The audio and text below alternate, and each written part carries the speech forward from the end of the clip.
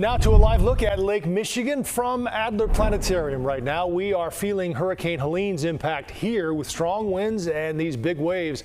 There's a beach hazard statement in place through Sunday morning. We have team weather alert coverage tonight showing the destruction left behind by this powerful storm. But first, Albert's tracking the effect on our weather. Albert. We're getting reports of 9-foot waves right now along the North Shore, and overnight into tomorrow we could have waves as high as 12 feet. So yes, that beach hazard is in place. We had winds earlier this evening topping 44 miles per hour at O'Hare. It's right around 40-mile-per-hour wind gusts, and as the night goes on, could even go a little bit higher than that. Here's what's left over of Helene. It's basically just an area of low pressure moving into southern areas of Indiana. The clouds and the wind have been with us all day. The rain just now beginning to skirt southern areas of northwest Indiana, and as the night goes on, notice we'll have a few of these showers kind of pinwheeling around the remnants of Helene. Some shower activity tomorrow morning at 8 a.m. Additional showers are in the forecast as we head into tomorrow afternoon. So here's a look at the forecast for tomorrow. A cool day, most of the day spent in the 60s, and also a damp day with waves of showers coming in. Best chance of rain for areas along and south of I-88. We'll talk about the rest of the weekend forecast here in just a few minutes. See you then, Albert. Thank you. Well, the rain keeps coming for some, but cleanup has begun for millions in the southeast. So far, 43 deaths have been blamed on Hurricane Helene. In South Carolina, 2 firefighters died. Officials do expect the numbers to rise. Darius Johnson in the newsroom for us tonight, tracking the devastation left behind.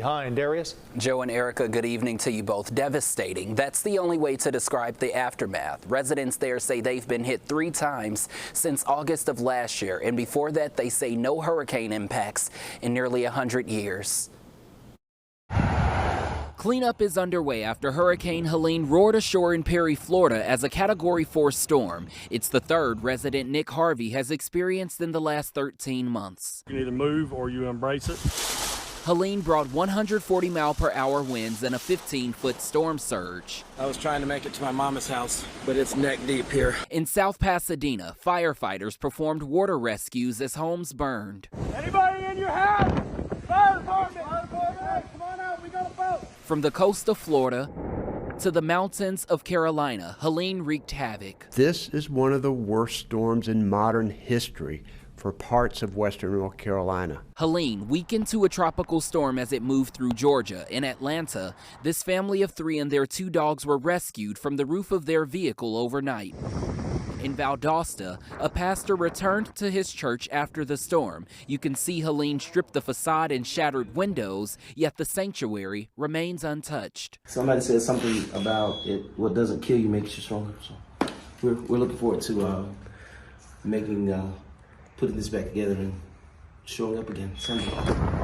Back in Perry tonight, Harvey has returned home after evacuating ahead of the storm. He is yet to see the damage on the inside, but outside, his driveway is blocked by an uprooted tree. You know, I mean, all you can do is hope and pray for the best and to understand that lives can't be replaced, but material things can.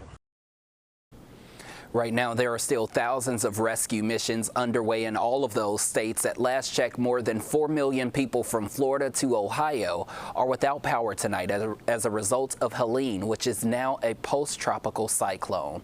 We're live in the newsroom tonight. I'm Darius Johnson. Joe, back to you in studio. Darius, thank you. Check out these images. Rescue crews had to airlift more than 50 people waiting for help on the roof of this hospital in eastern Tennessee. Everyone made it out safely, but authorities called it a dangerous rescue operation. Fast-moving floodwaters surrounded the hospital, making it impossible to get out. But at Tampa General Hospital, they were able to use flood protection technology to keep things up and running there.